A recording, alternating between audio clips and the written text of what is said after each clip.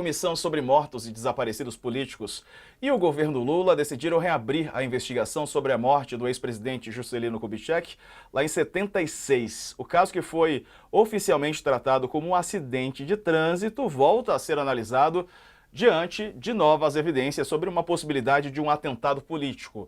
Em 2021, um novo laudo do engenheiro e perito Sérgio Eichenberg reforçou a tese de que não foi colisão, não foi a causa do acidente essa colisão. A destruição do veículo Opala do pátio da delegacia de Resende, no Rio de Janeiro, impediu análises mais aprofundadas sobre possíveis interferências externas. E laudos médicos da época não incluíram exames toxicológicos para o motorista. Algo grave, né, Reinaldo? E como eles atuavam mesmo para tentar dissimular, né, tudo o que acontecia.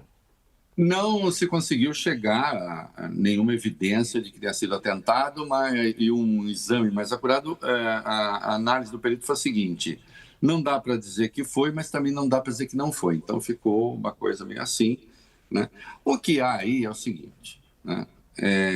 No dia 22 de agosto de 76, morre o Juscelino nesse acidente que se considera suspeito. No dia 6 de dezembro de 76, menos de 4 meses depois, morre João Goulart de um ataque cardíaco. No dia 21 de maio de 77, portanto, 5 meses depois do Goulart, morre o Carlos Lacerda, aí esse de direita. Mas os três tinham participado da chamada Frente Ampla contra a ditadura, em 66, né, que depois rendeu até a prisão ao Lacerda, porque estava no Brasil, né?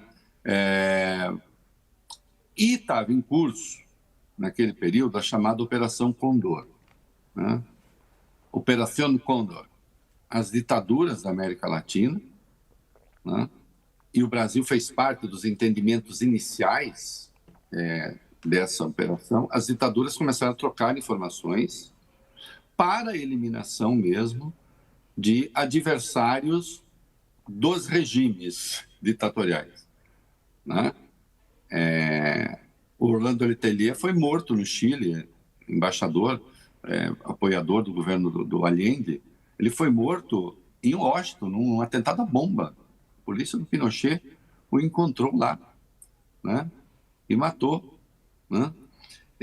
O general Carlos Prates, também chileno, foi morto na Argentina, né? Assassinado.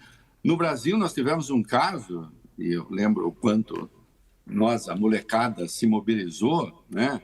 Em 78, a ditadura uruguaia, numa operação com órgãos de repressão aqui no Brasil, prenderam no Rio Grande do Sul o Niversindo Dias e a Lilian Celiberti. Isso virou um caso, prisão ilegal, né? E 2 repórteres da Veja acabaram por coincidência descobrindo, e aí, então, enfim, a coisa não se realizou, mas as crianças deles já tinham sido mandadas para o Uruguai. Então você tinha as ditaduras que estavam por aí perseguindo pessoas e eliminando pessoas, né?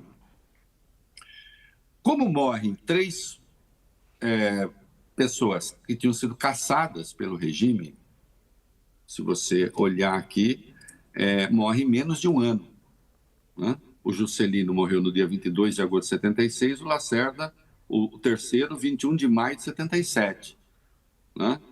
Então, em 9 meses, desaparecem 3 figuras importantes da política brasileira que poderiam ter um papel, havendo uma transição, o fim da ditadura, né? Não se cuidava ainda da abertura, mas, enfim, né? Estava ali, e ainda na vigência do AI-5. Então, essa coincidência leva muita gente a dizer... O Brizola sempre disse que o João Goulart foi assassinado, que houve troca de remédio, enfim, tem toda uma teoria, né? Porque oficialmente morreu do coração. O Lacerda, ele tinha ido ao médico e estava gripado. Morreu com 63 anos com um infarto fulminante também, né? E esse caso do Juscelino. Então, aí, a mera teoria conspiratória, como não há nenhuma evidência de que tenham sido assassinados, uma prova clara, então a gente pode dizer, bom, aí a coincidência faz com que as pessoas criem uma teoria. Então tem um quê de teoria conspiratória nesse sentido, né? De haver um certo inconformismo com a coincidência, tá certo? Agora, por outro lado, havia uma operação de extermínio de lideranças. Não dá para ignorar isso, né?